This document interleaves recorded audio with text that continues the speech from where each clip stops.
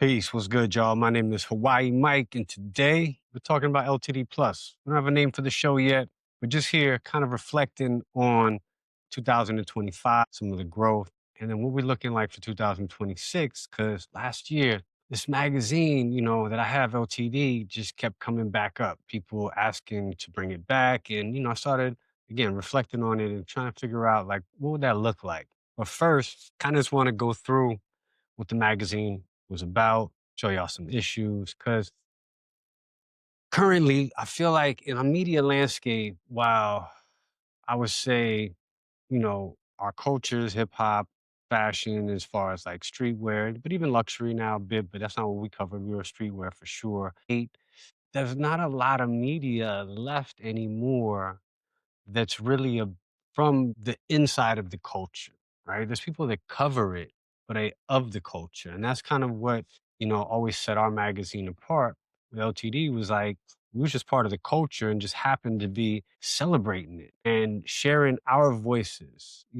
I always say that FUBU had it right, for us, by us. I really believe in that in a lot of ways because at the end of the day, we're the authentic, creative, movements and, from the music to the style to all of these things that pop culture really grabs onto, attaches to, that we influence. And we don't really have a lot of stuff that we build that's for us, by us. We're right now building for a lot of other people, working for their companies. So I think there's going to be this moment of where not necessarily going back anywhere, like, going back in time, but we are kind of going to bring some of the things that were from, past years forward. And, I think, again, 2026 is a 1 year, it's a universal 1 year, it's a fire horse in the Chinese astrology. It's, ending of a snake year, which is shedding, shedding old habits, shedding old ways, shedding fears, shedding resistance, shedding a lot of just things that held us back is how I'm looking at it. And so, with LTD, it's live, translate, define. That's what it really stood for. We were also the limited edition magazine, but we live authentically. Through that, we translate through our designs and we end up defining culture. So that's what LTD is really about and what it stood for. It started originally because a lot of my friends were designers and we would talk about marketing and they might be working for bigger companies and their clothes would be put on models and they were like, that's not really how I was feeling, it just wouldn't look right, it becomes too commercialized, right? Mix that with the other people that were like, up and coming, they didn't have anywhere to go to show their stuff, to promote their stuff. And then I was always told that stories are how we remember, right? But it's the victorious that tell the story. Otherwise, what happens is if we don't tell our stories, somebody else is going to tell the story for us, and then it's going to become history. You know what I'm saying? And we have to tell our own stories, and that's again what LTD was really about. Like, and we're in the middle of the culture, right? Like, it's what I did. Like, I was coming out of the source, and we started this magazine back in 2003. Shout out to Jamie Story. Jamie was the original creative director with me. We grinded out, the first two issues. Um, hold on, let me show y'all the first issue. And then y'all could even see, like, actually, hold on, it's back here. A little bit of a mess. How we looked at this, right? This is archival quality is what we called it. It's 100-pound cover. It's like a car. Pause. It's thick, right? And it's 80-pound text. And so, this magazine is from 2003. This is 22 years old. That's gold foil on it. It's archival quality. This still holds up. We got a laminated UV gloss, right? It's on here. And the idea was these are products that are inside of the issue, right? Things that you'll see. First people we had Bobito in here, Jonathan Mannion, Sir. And again, this is 2003. So the whole way we did this magazine was celebration, right? Celebration of icons and culture. That's what back was about. We was looking back at things that were representative or iconic in our worlds, and that was one of the first cell phones. You know what I'm saying? Like, so we was featuring that. This shit's PRPS when they first started, 2003. Come on, look at this. Who's back? right? This brand is popping again. I actually just found a pair of these in storage or close to these, similar design, you know? Then we had Confessions. So, right now, um, the collectibles world is really big, right? And so this was Confessions, and we did it in a Mad Lib style where it was fill in the blanks, and people would talk about different things that they collected. And Bob, was collecting jerseys from different street tournaments, t-shirts and jerseys. So it was really eclectic. And this is hip hop, street culture, streetwear. All of these things are reflections of our worlds. This is how we see the world, and we see design, we see creativity, or MCs spit, or they're the orators, right, of our tribe. And so, again, it's just, we was having fun and just reflecting who we were, and our peoples. Like, come on, man, look at these. Man, remember that escape pack or the bark pack? Fire, And these were all actual ads, you know what I'm saying? Like, these were all paid ads. And this was the first time we was kind of blurring that whole world of advertising and editorial. Back at the source, we were very church and state. The traditional way of advertising, it was really about, you had an ad and then you had editorial. They were super separate. We wanted a seamless experience where you couldn't tell what was what. It all looks like editorial. You know what I'm saying? And so, oh man, look at these joints, micro paces. That color is actually pretty fly. Superstar, the super skates, right? So those are the first joints. So again, this is 2003. This is, what I'm saying? Before internet was really, really crazy popping. And, got the Mannion, Lens, you got Pharrell and Chad down there, got Andre. So featuring photographers, featuring people that, again, represented the culture and people we fucked with and, wanted to feature. Come on, Dowie, the infamous, they just brought public school back. Got my man Dagan right here, True Yorkers, Dave Ortiz, Stays Quality Meat. And then, before the internet was, like I said, was popping, and you can find every store and shit like that. This is where you saw all of the stores. You know what I'm saying? Kicks Hawaii, information in Hawaii as well. Ian over there running things at shit, where's Ian at now? I think Ian's at Vans. Come on, old stores, Rivington Club, Prohibit. You know what I'm saying? So when you heard Jay-Z say, these ain't Diesel, these is Evisu, that's where he was getting his Evisu from. So shout out to Dagan and Mikael, Dave's Quality Meats, Supreme, when it was on Lafayette, obviously, Nort. Y'all real sneakerheads, y'all remember Nort? Y'all know who owned Nort, y'all put it in the comments. Some of these stores are still around though. Premium Goods moved around to mad different spots. And for all the youngins out there that might be seeing this video, yeah, Union didn't start in LA. You know what I'm saying? Union is from New York. And that's a whole other story we're going to get to also, because, Chris is Union LA. Chris worked at Union New York with some other folks that y'all might know too, that had another store that I mentioned just a second ago, Undefeated in LA, when they first opened. So, and then these was always kind of like front, like what was something fly? Shout out to Meth Amphibian. Nike actually bit this later and put a sneaker out just like this. But didn't give him no credit. This was a custom joint he did with the Air Trainer SC Velcro over a dunk. So that was the very first issue. And again, Bob is still around. Bob just got, what did he do? He just did the Lambs release, right? So he's still out there. Russ is still doing his thing with Sir. Jonathan Mannion still shooting. All these people are still relevant now. And again, it's not like, I'm not saying we're the crystal ball, but I think there's a very special way of our generation is able to tell stories and then also still be relevant. A lot of these people are still popping right now. Here, this was the last issue. The very last issue we did. This was Hiroshi Fujiwara's picture, right? And then the art on top and all of that was done by Murakami, by Takashi Murakami.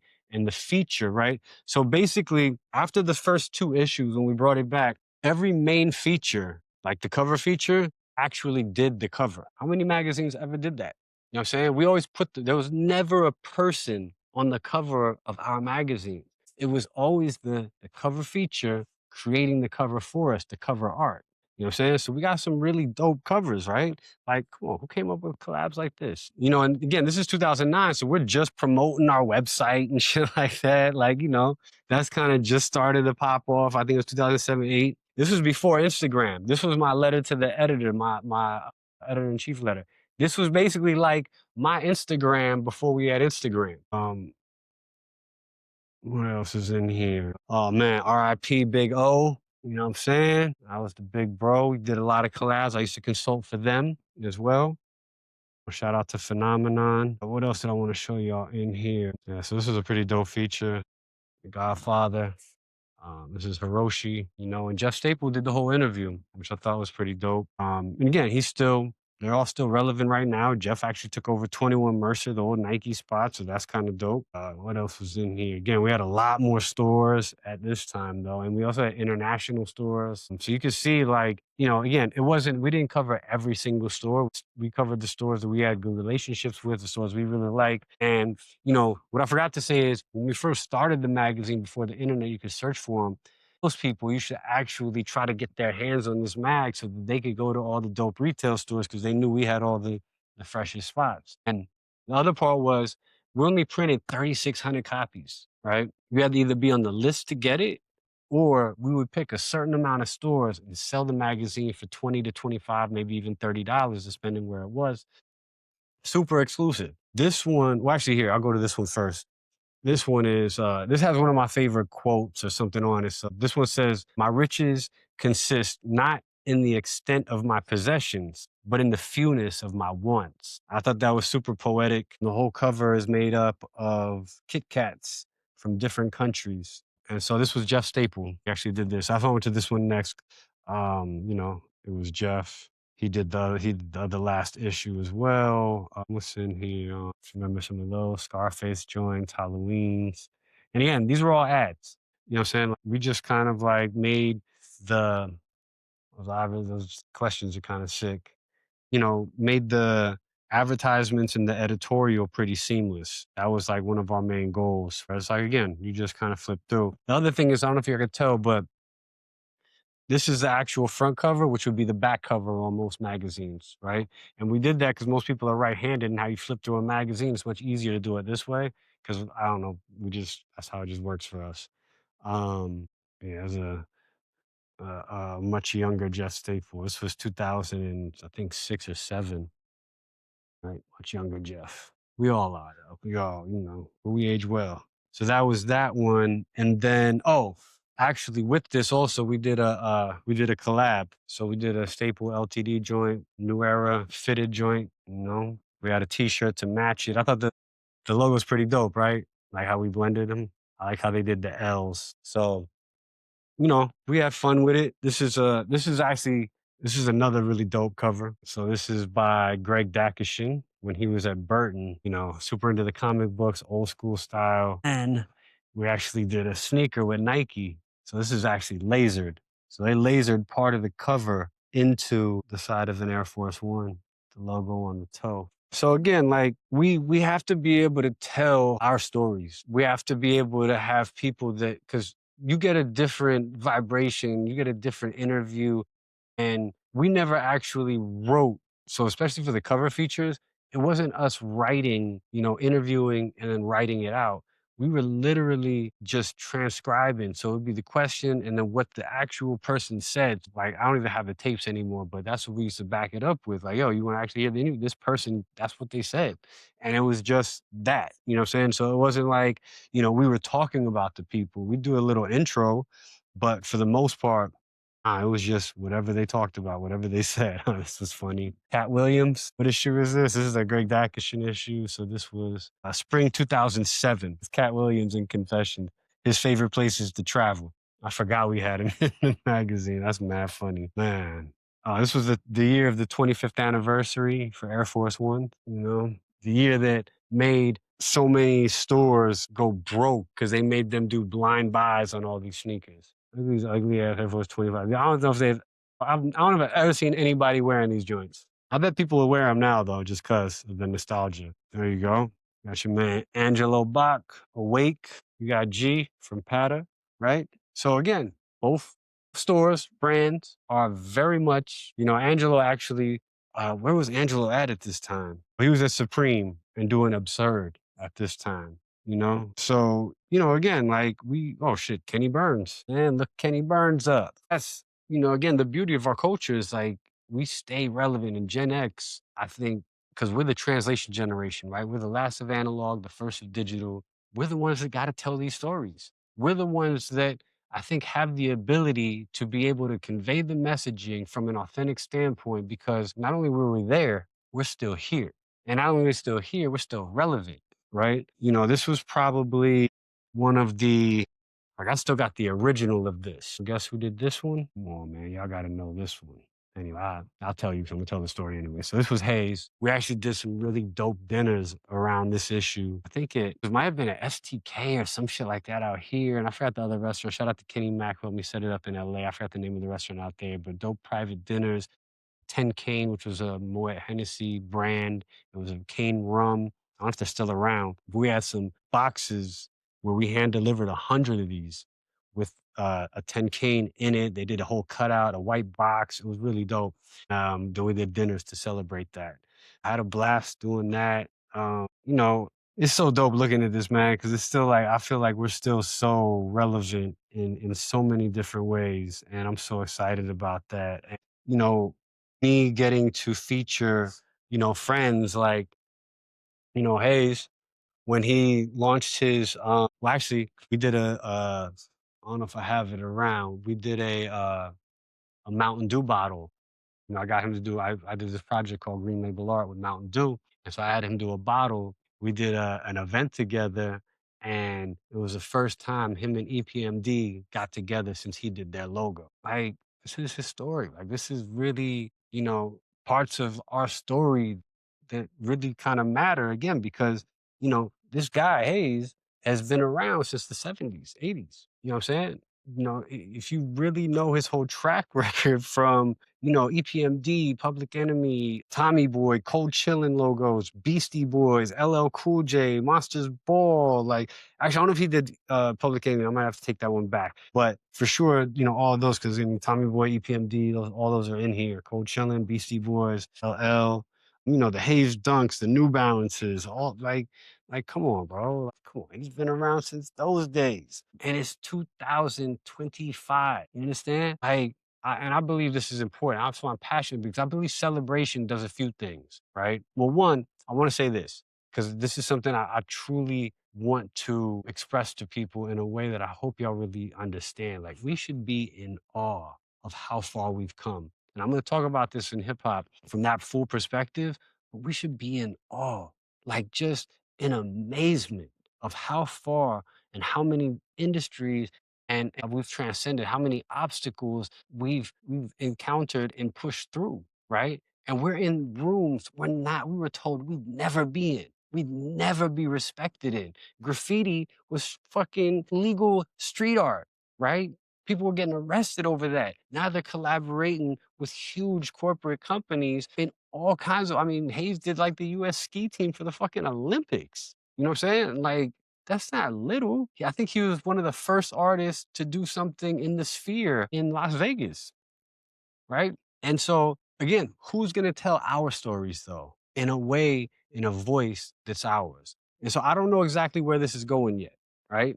I'm doing this to put this out there to hopefully start this conversation and say, yo, let's figure this out. Because what I would love, is if we supported each other, if we did this communally, because people say they want this. People say you need to bring the magazine back. But this isn't the era of the magazine. You know what I'm saying? Like people aren't looking for magazines. And this would need to be this is like the museum piece. That's why we always called it archival quality. Cause bro, you know how many people still have these magazines? Well, y'all want to see, is this guy still relevant? Are these guys relevant?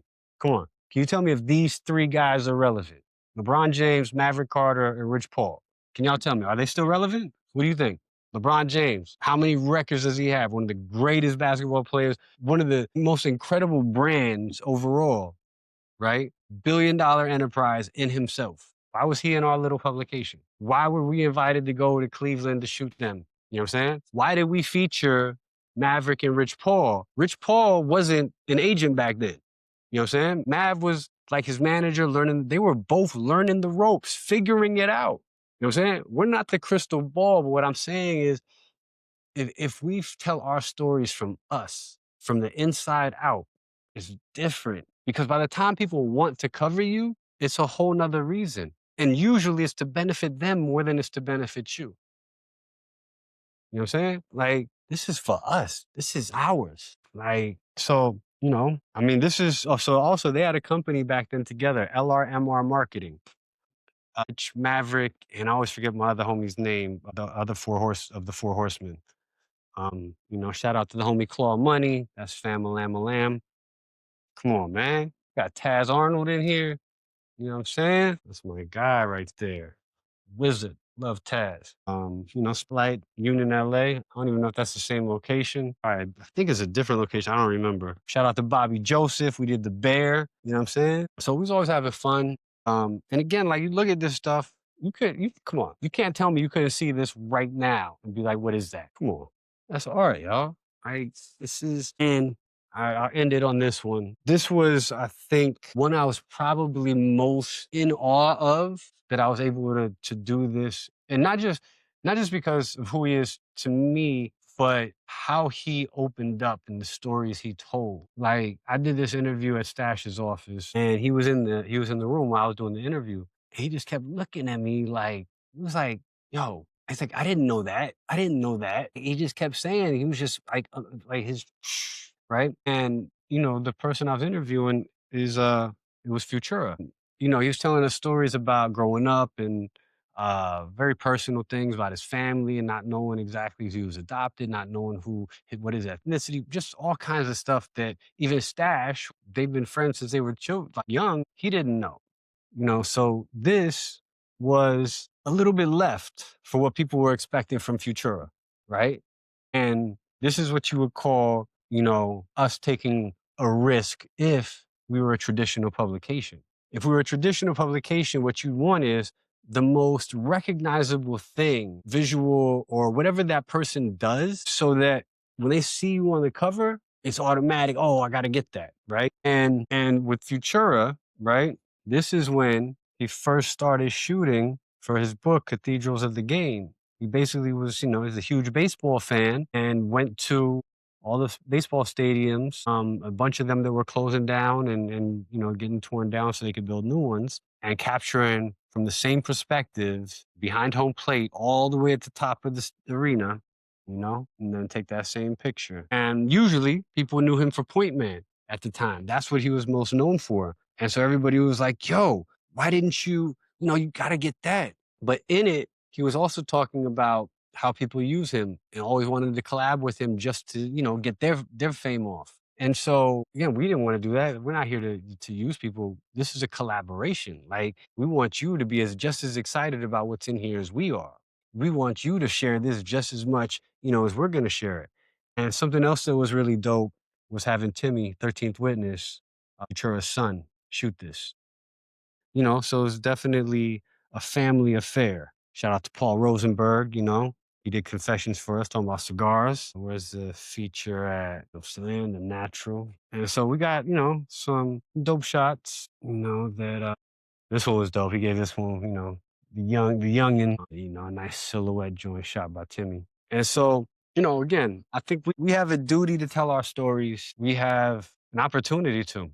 Also, I think this is an opportunity for us to come together in a lot of different ways. We create some stress, some solidarity. We can build some collaboration, build some community again. So, this video is definitely longer than I thought. But again, I wanted to share, just kind of, go down some memory lane and share this magazine because a lot of people, like I said, have been telling me they want another publication. They want to see our publication again. How do we get that done? I don't think I get it done by myself. I think it's a collaborative effort with people. So I'd love to hear from y'all. Tap in with me. I'll tap in with you and let's talk about it. But again, I'm Hawaii Mike. I'll see y'all soon. Peace.